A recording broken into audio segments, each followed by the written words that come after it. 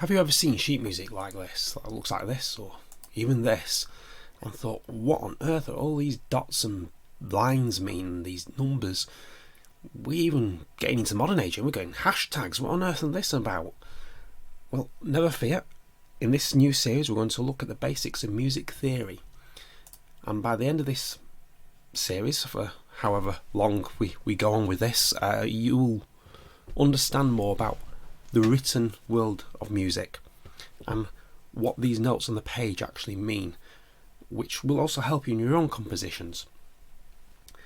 So what we'll look at first of all is time values, note values. What do we mean by this? Well, we'll use, and we'll keep coming back to this, the analogy of a marching band that parades. There's a distinct strong beat and rhythm.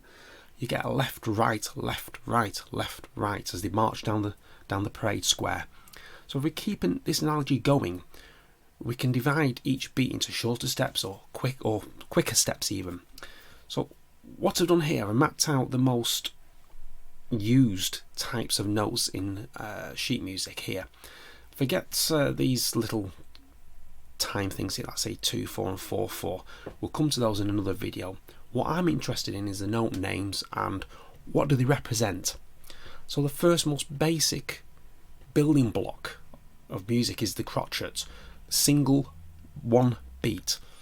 So if we think of the left, right and marching band, we have crotchet, crotchet, crotchet, crotchet, crotchet, crotchet.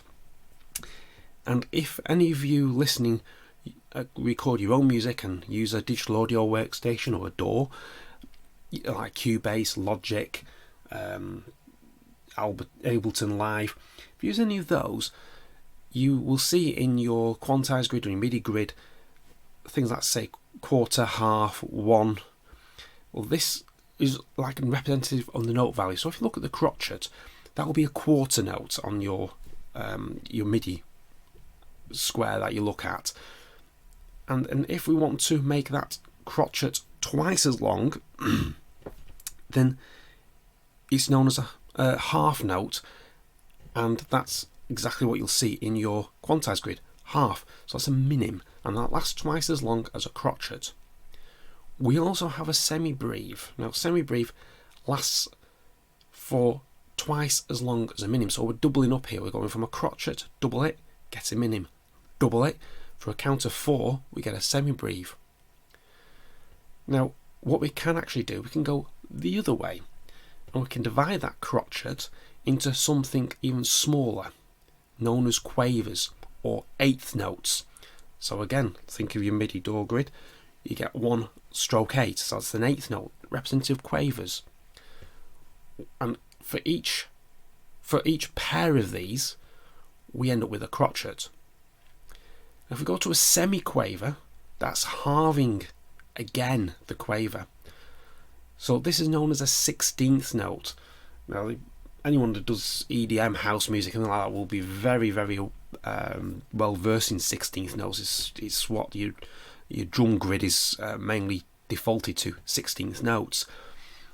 And again, we can go even further if you wish to. You can go to a demi-semiquaver, which is a 32nd note, so it's 1/32 in your MIDI grid. And we can halve that once more to a 64th note, and that is a hemi-demi-semiquaver. Now that is a mouthful, but it's hemi-demi-semiquaver, because you're halving the demi-semiquaver again, so hemi, meaning half, and you get demi-semiquaver. So that is the basic building blocks of music, is your note values. Your crotchet, double it for minim, double it for semibreve. Now in ancient music, you may see something called a breve, which looks like that funny, where my arrow is there in the top left, it's like a funny square with the lines on.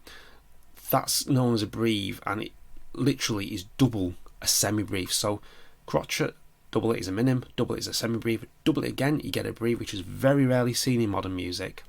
Then we go the other way. We halve the crotchet to get quaver, halve the quaver to get a semiquaver, halve the semiquaver to get a demi-semiquaver, halve it again, and you get a hemi-demi-semiquaver.